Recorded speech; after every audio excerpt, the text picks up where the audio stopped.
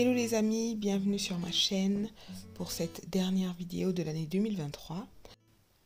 Je vous montre mes deux derniers projets de l'année que j'ai cousus en moins d'une heure, tout en filmant. Il s'agit de deux jupes crayon que j'ai faites pour ma dernière fille et pour moi-même. Dans ce tissu qui est un jersey de velours avec des sequins. Et au niveau de la taille, on avait un élastique. Donc quelque chose de vraiment basique. Donc il faut avoir deux morceaux de tissu, un dos, un devant, un élastique et le tour est joué. Donc la première des choses que j'ai faites, c'est que j'ai plié mon tissu dans le sens des lisières parallèles et j'ai mesuré pour avoir un rectangle qui comprenne les dimensions du bassin de ma fille et la longueur totale désirée. Pour ma fille, je me suis contentée de reproduire ses mensurations exactes, à savoir son tour de taille, tour de bassin et la longueur qu'elle désirait pour la jupe. Pour moi, parce que je me suis fait à peu près la même jupe, j'ai reporté mes mensurations, mais j'ai utilisé une aisance négative, c'est-à-dire que j'ai enlevé 4 cm à chacune de mes mesures, parce que mon tissu est tellement extensible que voilà, je pouvais le faire sans pour autant être complètement serré et triqué dans ma jupe. Ok? Donc ça, c'est quelque chose que vous devez savoir.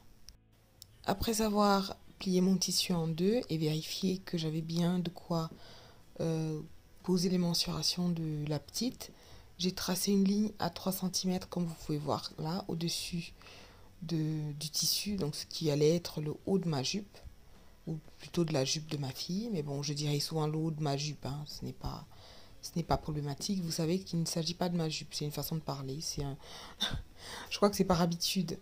Donc j'ai tracé cette ligne-là, et en partant de cette ligne, j'ai mesuré la longueur totale que je voulais pour cette jupe, sans les valeurs de couture. Là, j'ai travaillé, comme je vous disais, avec les mesures de ma fille, enfin ses mensurations plutôt, mais sans valeur de couture.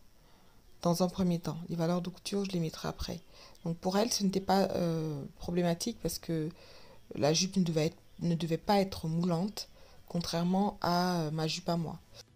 Je viens ensuite tracer ce qui va être le bas de la jupe, en faisant que ces deux points se rejoignent, pardon. Ensuite, je vais tracer des repères au milieu de chacune des lignes que je viens de tracer. Tout simplement, je pense que jusque-là, vous arrivez à suivre. Un repère pour le haut, un repère pour le bas. Sachant que là, je travaille sur le dos ou le devant. Donc ma jupe est constituée d'un dos et d'un devant, tout simplement. Et il y aura deux coutures sur les côtés. Une fois que j'ai tracé la ligne qui va me permettre de rejoindre les deux repères de milieu, je me place au niveau du repère du milieu, au niveau du bas, et je vais venir faire des repères, comment je vais dire ça, en partant du milieu, ce qui va correspondre au quart du tour de bassin de ma fille. Je ne sais pas si vous avez compris, je reprends. En partant du milieu, donc de la ligne du milieu, je trace ce qui correspond au quart de la mesure que je viens ici, comment je vais dire ça, représenter. Là, ce que je trace, c'est le tour de taille. Donc, à gauche, je mets le quart du tour de taille. À droite, je mets l'autre quart de tour de taille. Et les deux font le demi-tour de taille. Voilà, je pense que là, vous avez compris. Ensuite, en partant du repère du milieu, là, je vais tracer la hauteur bassin. C'est-à-dire que je vais mettre la mesure qui part de la taille jusqu'au bassin. Donc, la partie la plus forte. Voilà, ça fait ces 3 points-là. Je trace la ligne. Et j'ai ma ligne de bassin. Et en partant de cette ligne de bassin, enfin du milieu, je fais pareil. Je viens marquer le quart de la mesure d'un côté, l'autre quart de l'autre côté, ce qui me fait la moitié. Et je vais venir faire en sorte que ces points se rejoignent avec des lignes. Et pour le haut, avec une courbe. Pour les courbes du haut, j'essaie de positionner le perroquet de la même façon, à peu près à la même hauteur. Voilà, et là, vous voyez que ma jupe a pris forme. Ensuite, je viens ajouter les marges de couture et je vais découper mon tissu. Je découpe avec une valeur de couture d'1,5 cm à peu près. C'est la valeur que moi j'aime. Enfin, j'ai été habituée à travailler avec cette valeur de couture là. Donc c'est une valeur que j'aime bien. Je découpe mon tissu. Je découpe mes 2 pièces de tissu comme je vous disais. J'aurai un dos, un devant. Je vais les assembler au niveau des côtés. Je vais poser l'élastique et la jupe sera quasiment terminée, quoi. Il ne me restera plus que l'ourlet à faire. Je précise que pour les sequins, on ne fait pas de surjeteuse. En tout cas, moi, je n'en ai pas fait. Dites-moi si vous faites, comment vous travaillez les sequins, si c'est quelque chose que vous faites. Mais moi, j'ai fait comme ça, un point droit, large, à la machine à coudre.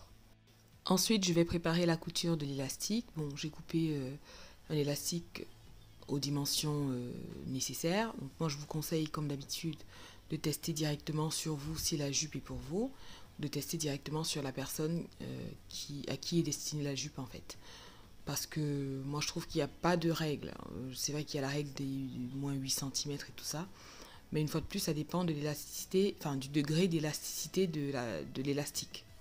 Parce que tous les élastiques n'ont pas le même degré d'élasticité et de confort. Donc il y a des personnes qui aiment que l'élastique soit vraiment très serré, très juste, et d'autres qui ont horreur de ça. Et moi, je fais partie des personnes qui n'aiment pas avoir un élastique vraiment trop serré, qui me laisse des traces, quoi. Donc j'ai assemblé mon élastique au niveau du milieu dos et là je vous montre comment je travaille les deux extrémités, les deux marges de couture tout simplement. Je vais les coucher chacune de son côté et je reviens faire un point de couture pour bien les maintenir en place.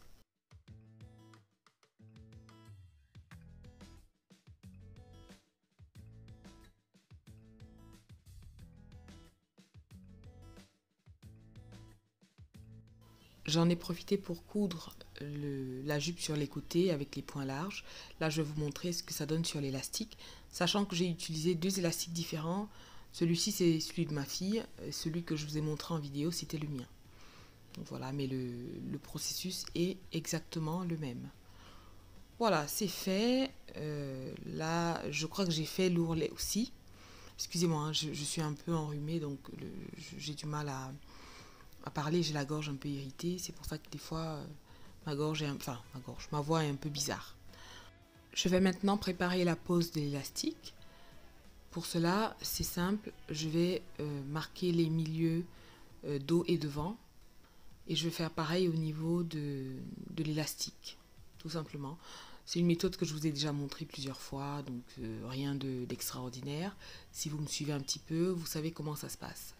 Bon, cette petite jupe, franchement, elle a du cachet. Bon, je ne sais pas si c'est dû au tissu, certainement. Mais en tout cas, en moins d'une heure, j'ai pu faire mes 2 jupes. Bon, parce que j'avais fait un travail en amont, travail de dessin, de calcul des dimensions et tout ça, que moi je vous donne ici gratuitement. Donc je vous simplifie un petit peu la tâche. Ça fait que vous pouvez vous lancer. Allez, je pense qu'en 1 heure, vous pouvez faire la jupe. Et vous pouvez faire une jupe vraiment unique, qui m'a été inspirée d'ailleurs par une jupe que j'ai vue chez Primark ou Primark, je sais pas comment vous dites, mais j'ai vu une jupe à peu près similaire, enfin en tout cas elle était en sequin, il n'y avait pas d'élastique visible, je ne sais pas comment elle était cousue exactement, mais en tout cas j'ai vu la jupe crayon et ça m'a inspirée. Je me suis dit je veux à peu près la même, mais pour faire simple je vais me faire un élastique visible. Donc pendant que je parlais, je vous ai montré comment poser l'élastique. C'est une méthode que j'ai déjà montrée plusieurs fois. On fait correspondre les repères de milieu, de quart et tout ça. On épingle et on va venir coudre en tirant un petit peu sur le tissu devant et derrière. Voilà. On tire un peu, on fait un point très large pour permettre que l'élastique garde son élasticité au maximum et qu'on puisse faire passer le popotin. Ok ? puisque la jupe, on va la faire passer par le bas. Cela dit, si vous avez comment je veux dire ça, un bassin très très large, je vous conseille de faire passer votre jupe par le haut. Moi, ce n'est pas le cas, donc ça va, ça passe. Et pour ma fille, c'est pareil. Elle est très cambrée, mais bon, pour l'instant, elle est plutôt H au niveau des formes.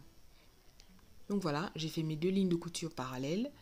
La première au niveau du bord inférieur de l'élastique et la deuxième à peu près à 1 cm au-dessus. C'est tout et la jupe est terminée. Voilà, aussi simple que ça. Et on a une jupe qui brille de 1000 feux. On a une petite fille qui est contente, qui a en plus la même jupe que sa maman. Donc je vous laisse imaginer sa joie. Et c'est tout. Bah écoutez, je suis très heureuse d'avoir partagé ces semaines de création avec vous. Je vous souhaite une très belle année 2024 et j'ai hâte qu'on se retrouve pour de nouvelles aventures. Allez, à bientôt!